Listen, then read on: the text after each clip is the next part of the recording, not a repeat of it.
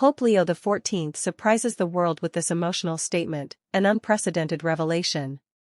Vatican City, in a moment that stunned both the faithful and secular audiences alike, Pope Leo XIV made an emotional and unprecedented statement that is already being described as one of the most impactful declarations of any pontiff in recent memory. Speaking during a special address from the balcony of St. Peter's Basilica, the Holy Father's voice trembled with emotion as he paused midway through his carefully prepared speech. What followed was not part of the official script, yet it would echo across continents. "I have carried the weight of tradition, responsibility, and expectation," Pope Leo XIV began, eyes glistening. "But today, I speak not only as the Bishop of Rome, but as a man, one who has cried, one who has doubted, and one who, like you, needs grace." A rare window into the papal heart. In a move that defied centuries of tightly guarded papal image and reserved decorum, Pope Leo XIV opened his heart to the world, revealing personal struggles that few expected a pope to admit. He spoke of loneliness, the burden of intercession for a broken world, and the moments when he questioned his own strength. "There have been nights when I pleaded with God, 'Why me?' Nights when I felt the silence of heaven more deeply than its voice," he confessed. Observers described the moment as deeply human and spiritually seismic. For the first time in modern memory, a pope peeled back the layers of spiritual authority and doctrine to reveal the vulnerable soul beneath the white cassock. The unprecedented revelation. But the emotional weight of the address wasn't just in the personal. Pope Leo XIV followed his confession with a revelation that has ignited conversations around the globe. The Church must now do what Christ did. Weep with the broken, sit with the rejected, and change with conviction. I am calling for a re-examination of how we love, how we serve, and how we walk in humility before the world. This appeal for transformation wasn't merely symbolic. The Pope announced the formation of a global ecclesiastical commission to explore structural reforms in the Church, especially regarding inclusivity, transparency, and youth engagement, an effort some Vatican insiders are calling a second Pentecost. Reaction around the world. The world responded with a mix of awe, reflection, and hope. Cardinal Luis Moreno, Archbishop of Manila, called the moment a sacred earthquake. Sister Angela Roberts, a nun and theologian from Canada, said, "He has broken the silence so many leaders fear. He has given voice to our hidden prayers."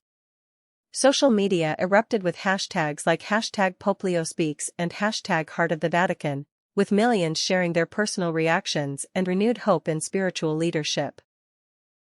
A defining legacy. For Pope Leo XIV, who has often been characterized as both scholarly and reserved, this statement marks a new chapter not only in his papacy but in the history of the Church. Many now wonder if this could be the beginning of a deeper reformation, one that does not discard tradition, but breathes new life into it. As the sun set over the dome of St. Peter's, thousands remained in the square, some in prayer, some in silent tears, others simply trying to grasp the magnitude of what they had witnessed. Whatever comes next, one thing is certain: the world will never forget the day Pope Leo XIV spoke not just with authority, but with unfiltered humanity. A global awakening begins. In the days that followed Pope Leo XIV's stunning statement, the world watched as ripple effects began to shake the very foundations of the global Church. From small rural parishes to towering cathedrals, the Pope's words were read aloud, replayed on screens, and deeply meditated upon by clergy and laypeople alike. In his speech, Pope Leo XIV had not only opened a door to personal vulnerability, he had extended an invitation. He called it the Year of the Open Heart. A new initiative. A movement. Let every believer, every skeptic, every outcast feel they are seen, heard, and loved by the Church of Christ, he declared. The Vatican announced that this movement would involve listening forums across all continents, particularly in regions where the Church had previously been seen as distant, judgmental, or rigid. No topic would be off the table. Radical empathy in action. One of the first visible signs of the Pope's vision took place in the slums of Nairobi, Kenya, where Vatican representatives met with orphans, drug addicts, and sex workers. Cameras captured the image of a cardinal sitting barefoot on the dirt floor of a makeshift chapel, listening intently to a former gang member who had found Christ behind prison walls. Meanwhile, in Germany, hundreds of young people flooded into a once dwindling parish, drawn by the Pope's honesty and the renewed message that their struggles mattered to God and to the Church. Voices from the margins respond. The Pope's authenticity resonated particularly with communities who have long felt alienated. Amara, a young single mother from Brazil, said, "For the first time, I don't feel judged. I feel invited."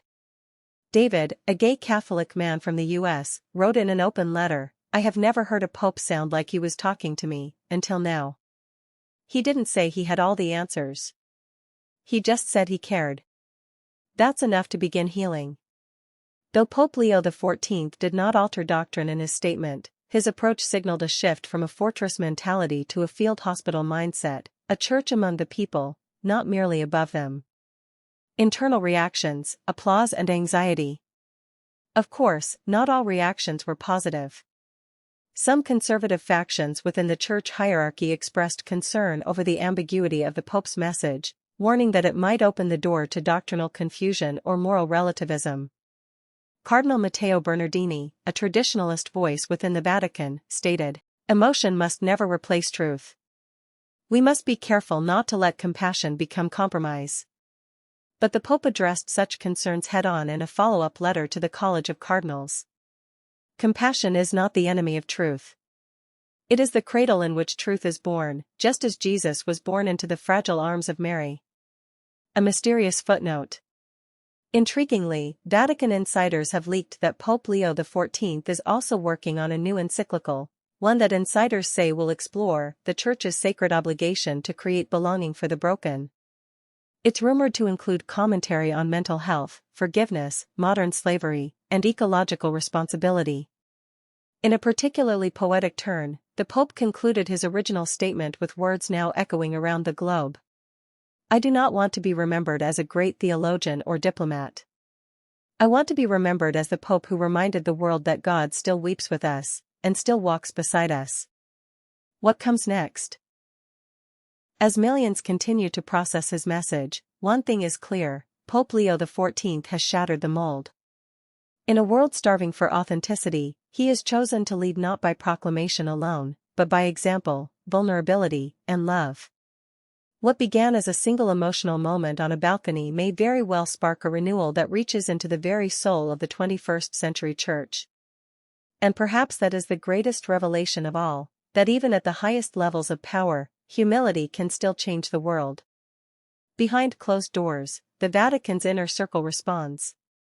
As Pope Leo XIV's emotional statement continues to reverberate across the globe, eyes have turned to the Vatican itself, where sources report a flurry of high-level meetings, emergency councils, and even private retreats among the College of Cardinals.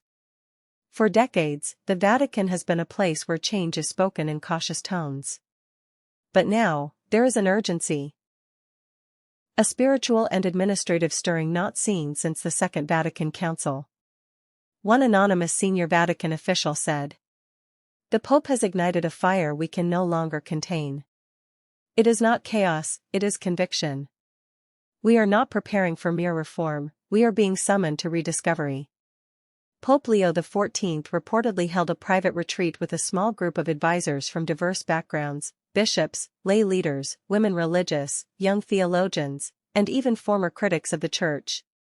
Together, they prayed, wept, and dreamed about a church that listens first and preaches second. A call for global mercy missions.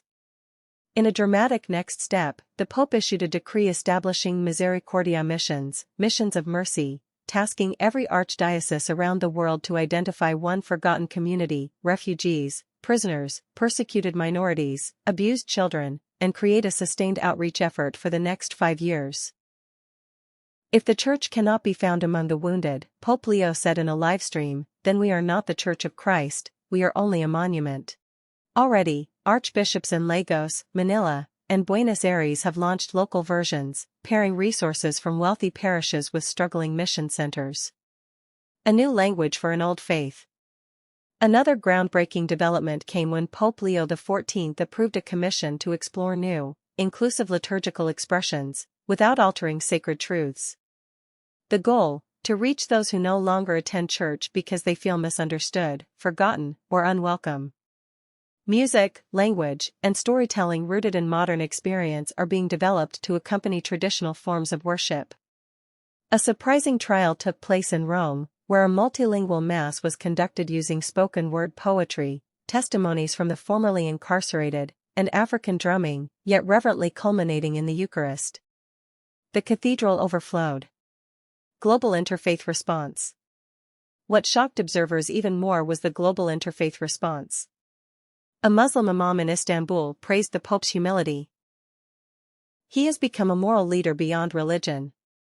Jewish rabbis in New York and Tel Aviv sent letters of solidarity, saying, "We, too, believe God weeps." Hindu and Buddhist leaders in India organized candlelight meditations to pray for global compassion in honor of the Pope's message. The youth rise up. But perhaps the most powerful wave of response has come from the youth.